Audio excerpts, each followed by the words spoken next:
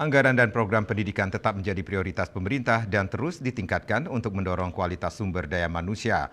Hal tersebut ditegaskan oleh Sekretaris Kabinet Teddy Indrawijaya dalam menanggapi isu terkait pengurangan anggaran pendidikan dikarenakan program makan bergizi gratis. Seskap Teddy menekankan komitmen pemerintah dalam menambah program-program yang berkaitan guna meningkatkan kualitas pendidikan bangsa.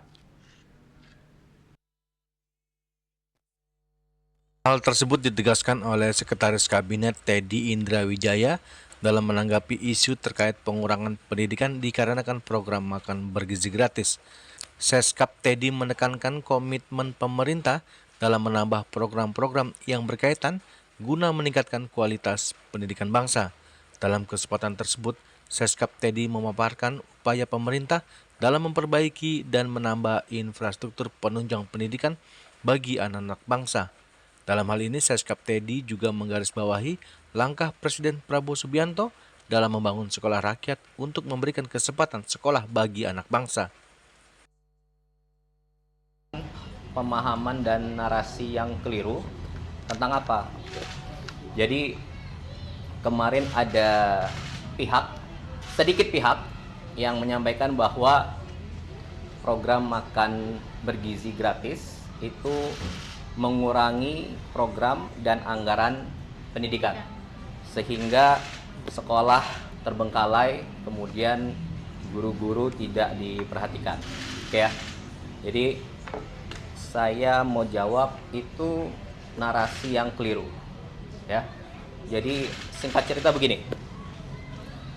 Yang pertama, makan bergizi ini bertujuan untuk meningkatkan kualitas sumber daya manusia, dalam hal ini siswa dari PAUD, TK, SD, SMP, SMA dan setingkatnya untuk memperoleh pendidikan di sekolah. Oke. Kemudian anggaran pendidikan ini sudah disepakati bersama oleh DPR, pemerintah, termasuk Badan Anggaran DPR tahun lalu pada September kalau tidak salah untuk digunakan di 2026, termasuk isi dan peruntukan dari anggaran pendidikan ini. Itu ya. Oke. Kemudian pertanyaannya adalah apakah program makan bergizi ini mengurangi program pendidikan? Oke.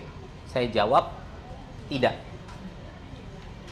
Faktanya tidak ada program strategis pendidikan dari periode sebelumnya yang tidak berjalan sekarang. Rangkaian kebijakan tersebut menegaskan bahwa pendidikan tetap menjadi prioritas utama pemerintah.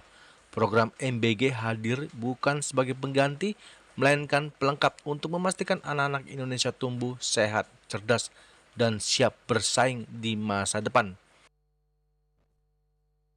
Dari Jakarta, Julius Wata dan Ketut Sumadiasa melaporkan.